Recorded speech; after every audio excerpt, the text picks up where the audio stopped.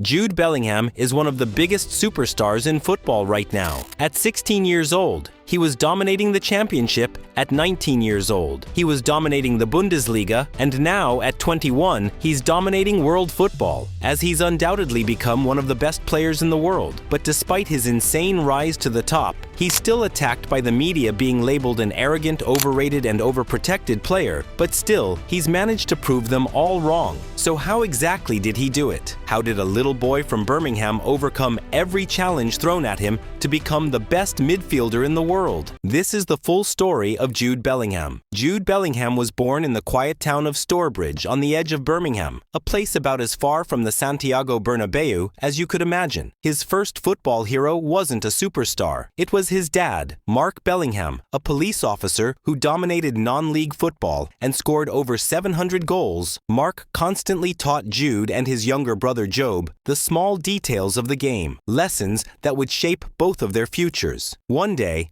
Mark brought home a fake Real Madrid shirt with Zidane's name on the back. Jude wore it proudly, never imagining that one day he'd meet his idol and even wear his legendary number 5 shirt. By age 8, Birmingham City Scouts spotted him playing for Stourbridge Juniors. He joined their academy and immediately stood out as a fearless, relentless talent. By 15, he was already playing for Birmingham's U23s and scoring. At just 16 years old, Jude made history as Birmingham City's youngest ever first-team player, beating Trevor Francis's record by over 100 days. The championship is brutal, physical, and unforgiving, especially for a 16-year-old. His debut, a 3-0 loss, and a yellow card. Reality check delivered. But in the next match, coach Pep Clotet gave him another chance, and Jude scored the winner. The youngest goal scorer in Birmingham City history, he became a regular, scored again the following week, and by January, Manchester United had offered £20 million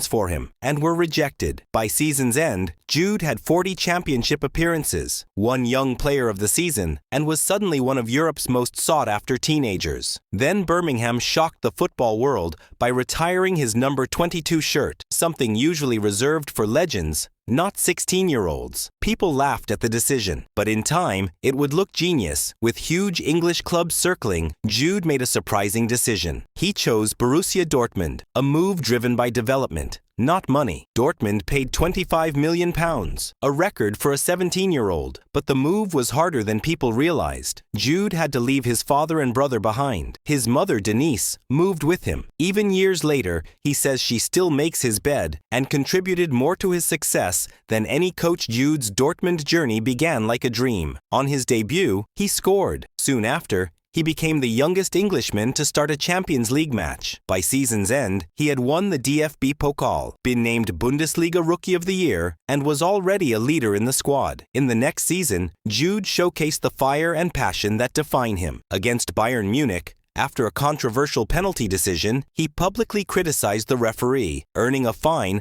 but showing he wasn't afraid to speak his mind. By his final season, Jude was wearing the captain's armband at just 19. Dortmund pushed the title race to the final day, but Jude injured his knee and couldn't play. He watched helplessly as Dortmund failed to win the title on goal difference. After the match, he pushed cameras away to hide his tears. Dortmund had made him a star, but it was time to say goodbye. He left with 132 games, 24 goals, countless awards, but only a single trophy. Real Madrid had seen enough. They paid €115 million, making Jude the most expensive English player ever. But English players often struggle in Madrid. Beckham, Owen, Woodgate, none truly conquered the club. Jude didn't care. He scored on his La Liga debut, then he scored again and again. 8 goals in 8 matches. His new celebration, arms wide, head back, became iconic. Then came El-classico. Jude scored a thunderbolt from long range, and then a 92nd minute winner. Barcelona's stadium fell silent. Jude Bellingham had arrived. The second half of the season wasn't smooth. Injuries, suspensions, and inconsistency slowed him down. His temper flared again began when he shouted at a referee after a disallowed winner, earning a red card, but when it mattered most, he delivered. In the second Clásico of the season, he scored another late winner, a goal that practically sealed the La Liga title for Madrid. He finished as the club's top league scorer, the first midfielder to do so in decades. The Champions League run was the stuff of legends against Manchester City. He dropped deep into a false nine role, sacrificed his own game, and scored his penalty under gigantic pressure. Against Bayern Munich, he set up the dramatic comeback with a pass to Vinicius Jr. that led to Joselu's equalizer, and then the winner, and then came the final against his old club Dortmund at Wembley. Jude assisted Vinicius to seal the victory. When he saw his parents in the stands, he broke down in tears. A moment years in the making. Jude returned to Germany, this time as England's star. He scored the only goal in the opening match against Serbia, but after weak performances against Denmark and Slovenia, the media turned on him again. Then came his moment of magic. Against Slovakia, with England seconds away from elimination, Jude scored a ridiculous bicycle kick equalizer in the 95th minute. The moment of the tournament, he scored his penalty in the shootout versus Switzerland. Against the Netherlands, England reached their second straight final. In the final versus Spain, Jude assisted Cole Palmer for the equalizer, his second major final assist of the summer. But England fell short again. When the whistle blew, Jude kicked a water bottle crate in frustration. The media attacked him once more, calling him arrogant and petulant. He shrugged it off because he's used to the noise. Even after England heartbreak, Jude Bellingham kept rising. At just 21, he was named best player in Germany and best player in Spain, and finished third in the Ballon d'Or. Critics still doubted him, calling him overrated or arrogant, but Jude's performances on the pitch answered every question. He wasn't a one-season wonder, he was a global superstar, and he's only just getting started. If you enjoyed this video and want more insane football stories, hit that subscribe button right now, because the next documentary might just be your new favorite.